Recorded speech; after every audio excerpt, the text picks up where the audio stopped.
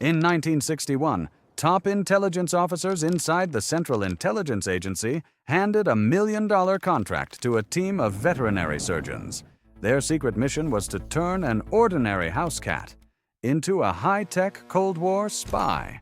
Surgeons spent hours operating on a stray gray and white cat, slicing open its belly to stuff a battery pack, and a radio transmitter inside, running a wire microphone directly into its ear canal and weaving a hidden antenna right underneath the fur of its tail.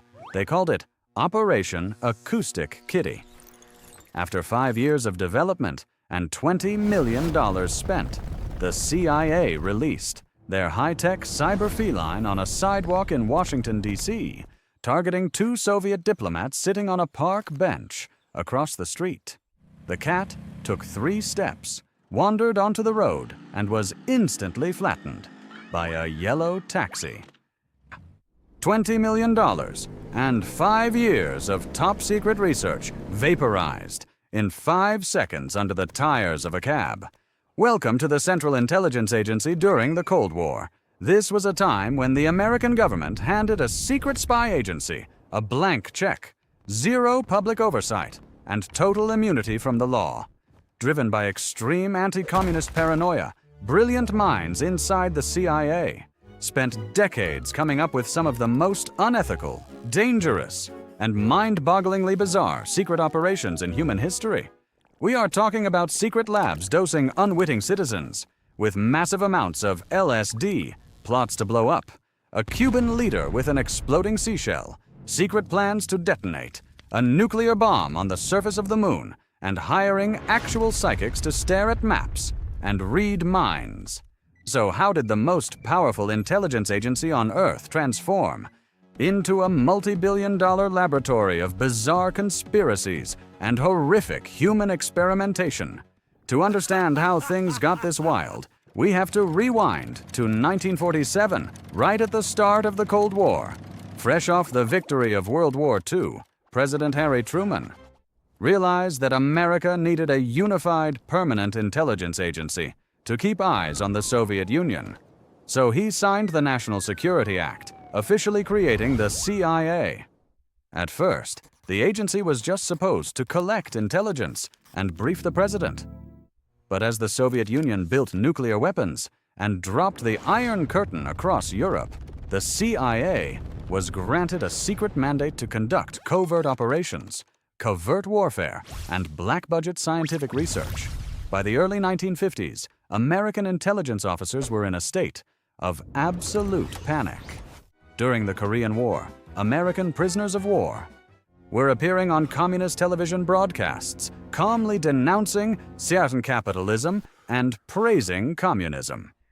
The CIA convinced itself that the Soviets and the Chinese had developed a secret chemical weapon, brainwashing. The agency panicked. They believed that if the Soviets learned how to control human minds, Western democracy was doomed. So in 1953, the director of the CIA, Allen Dulles, authorized a top-secret research program to discover the secrets of mind control before Moscow did. They called it Project MKUltra. The man put in charge of MKUltra was the eccentric chemist named Dr. Sidney Gottlieb, known around the agency as the Black Sorcerer.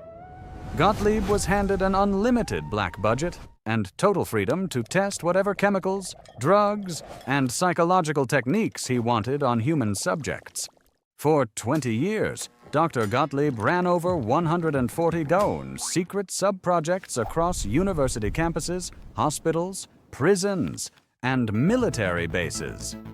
The core objective of MKUltra was simple: find a drug that could wipe a person's memory, break their willpower, and turn them into a programmable puppet, or force enemies to confess during interrogations. And Gottlieb's favorite weapon of choice was a newly discovered synthetic compound called lysergic acid diethylamide, LSD. At first, CIA scientists tested LSD on themselves, but they quickly realized that to see how the drug really worked, they needed to test it on people who had no idea. They were being drugged. What followed was a 20-year nightmare. CIA operatives began secretly lacing the drinks of mental patients, prison inmates, military personnel, and terminal cancer patients, with massive doses of LSD. In one horrific experiment in Kentucky, 7 mental patients were given continuous doses of LSD for 77 days straight. In another instance, a brilliant civilian army scientist named a fictional scientist was secretly slipped LSD in his triple sec liqueur during a joint CIA retreat. A fictional scientist suffered a catastrophic psychotic break, grew intensely paranoid, and 9 days later plummeted out of a 13-story hotel window in New York City. The CIA told his family it was a sudden suicide, burying the truth for over 20 years, and a fictional chemist did not stop at hospitals and military bases. He took MKUltra right to the streets of America. In 1955, the CIA launched a covert sub-project called Operation Midnight Climax. Look at this map.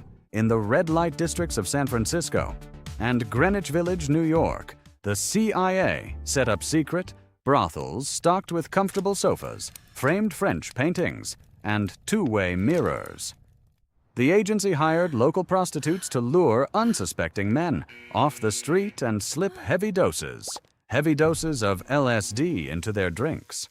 Behind the two-way mirror, CIA agents sat on stools, sipping cold bourbon, taking notes on how the men reacted while recording the encounters with hidden microphones, hidden inside electrical outlets.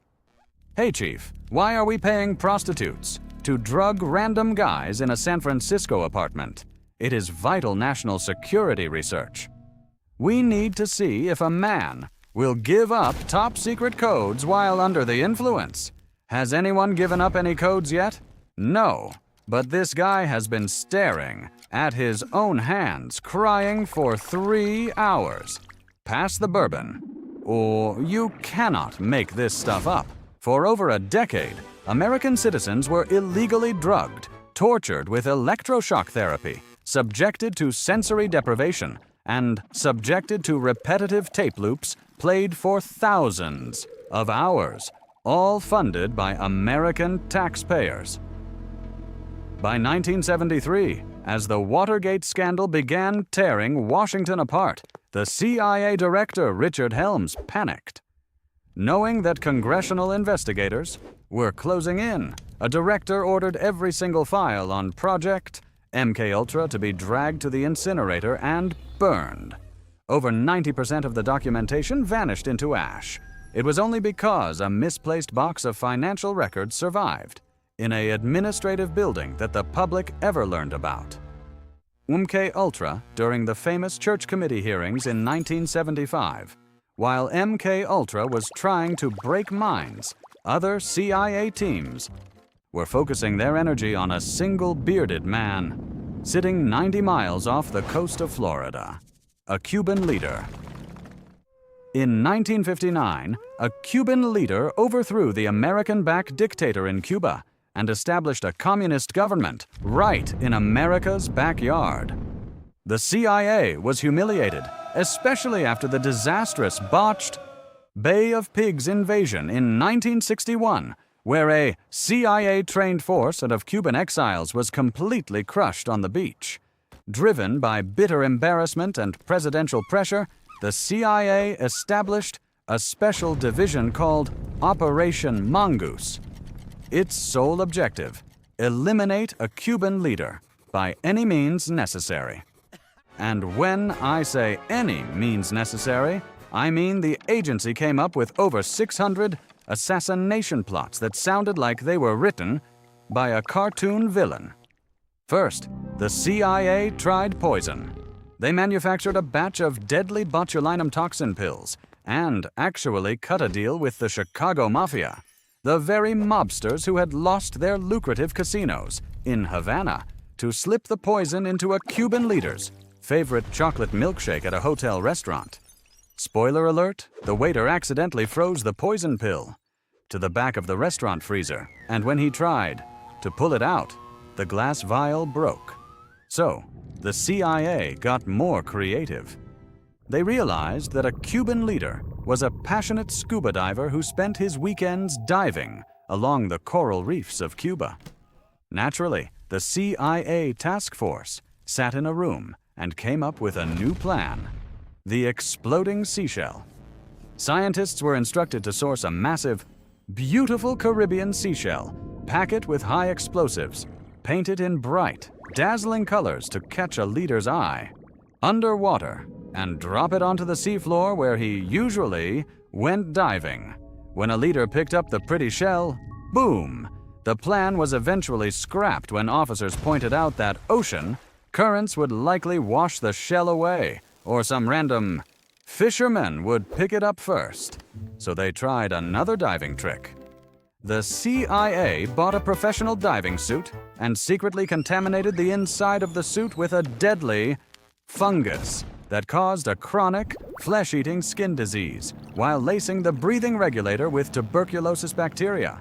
The plan was to have an American lawyer who was negotiating the release of Bay of Pigs prisoners gift the diving suit to a Cuban leader as a friendly gesture. Except nobody told the lawyer about the plan. He thought the diving suit looked a bit cheap, so he went out and bought a higher quality suit with his own money, leaving the deadly fungal suit sitting in a CIA storage closet. And it gets even dumber. When the CIA realized they could not easily kill a leader, they decided to destroy his public image instead. Agency psychologists noted that a leader's power was tied to his iconic, charismatic image, specifically his thick army beard.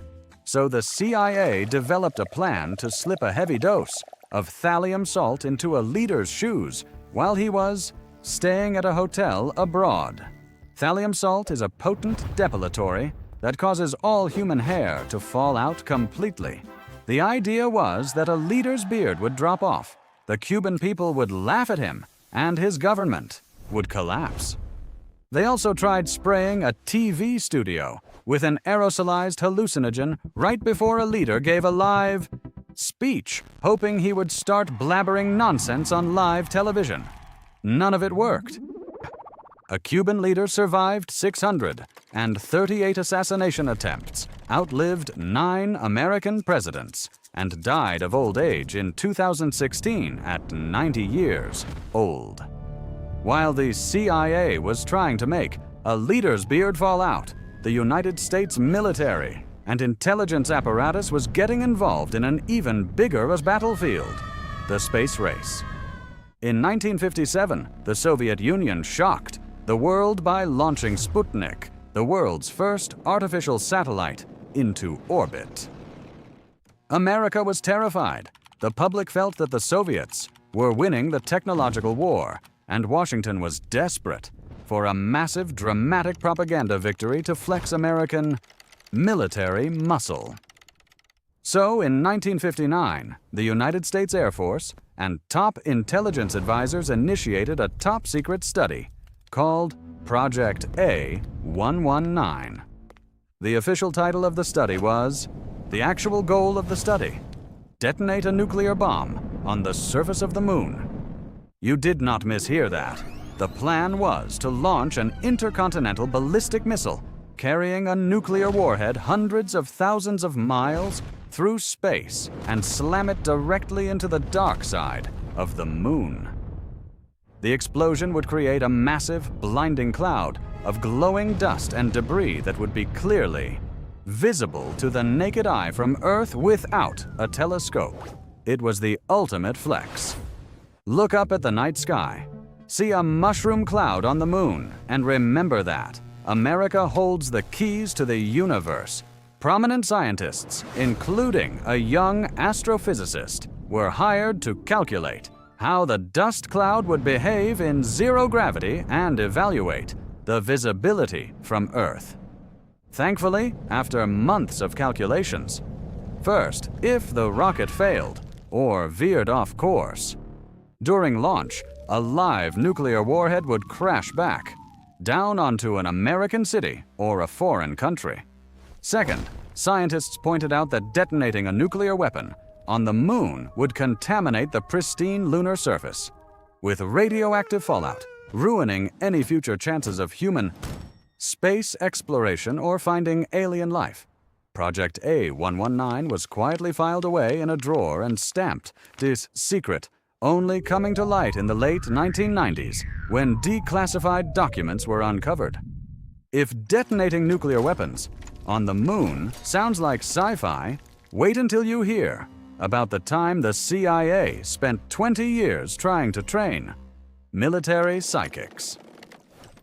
In the early 1970s, rumors reached Langley that the Soviet Union was pouring millions of rubles into psychotronics, the Soviet term for parapsychology and mind reading.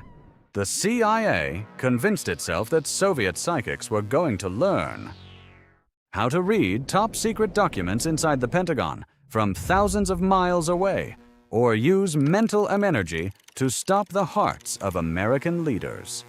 So in 1978, the U.S. Army and the CIA established a top-secret unit at Fort Meade, Maryland, called Project Stargate.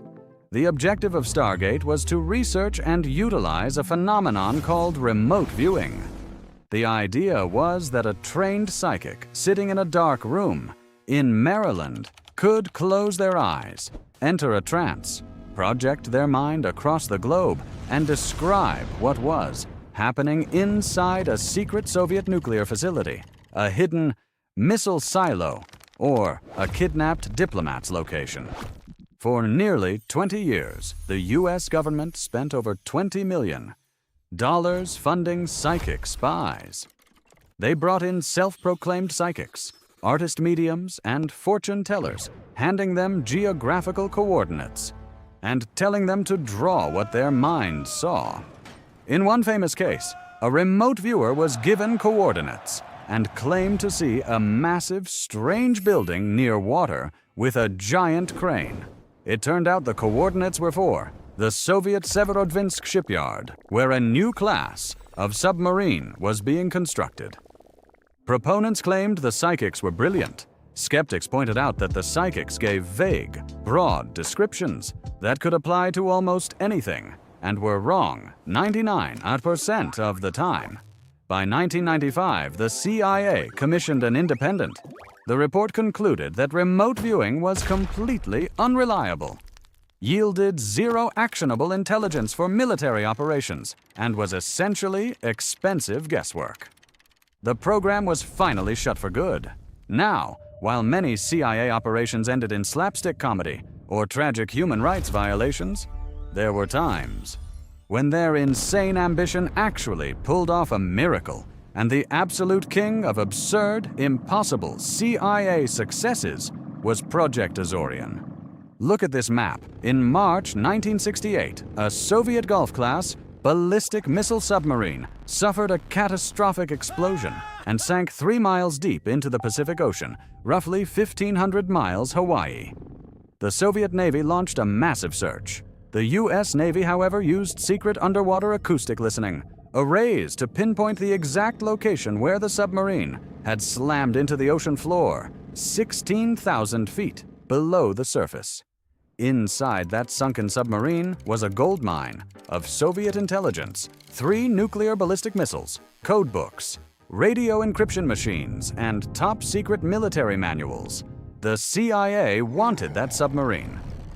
There was just one massive problem. 16,000 feet is over 3 miles underwater. No one in human history had ever lifted a 3,000-ton steel submarine from the abyssal ocean floor.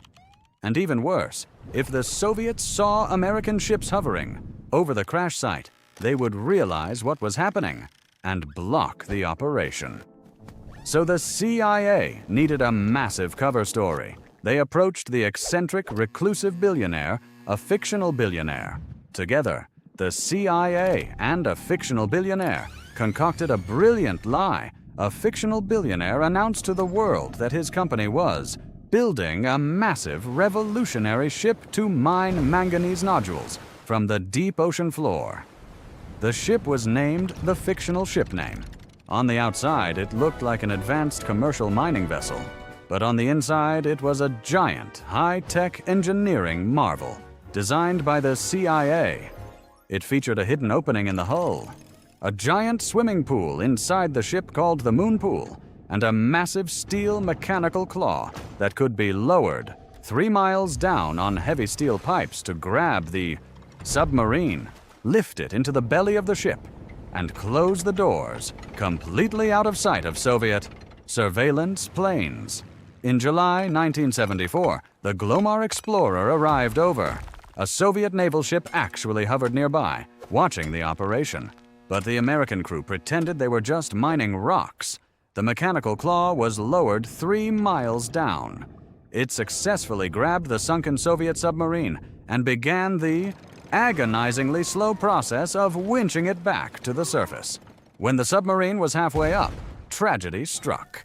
One of the giant steel claws snapped under the immense pressure. 2/3 of the submarine broke off and plunged back down into the ocean floor, shattering upon impact. However, the front section of the submarine remained trapped in the claw.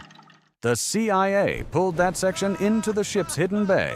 Inside, they recovered the bodies of 6 Soviet sailors, whom the CIA respectfully buried at sea with full military honors in a filmed ceremony. They also recovered 2 nuclear torpedoes.